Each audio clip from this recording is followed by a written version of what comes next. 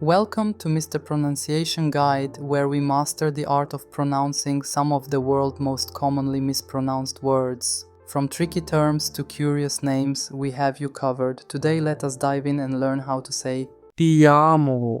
means I love you in Italian, used in romantic contexts between lovers or spouses.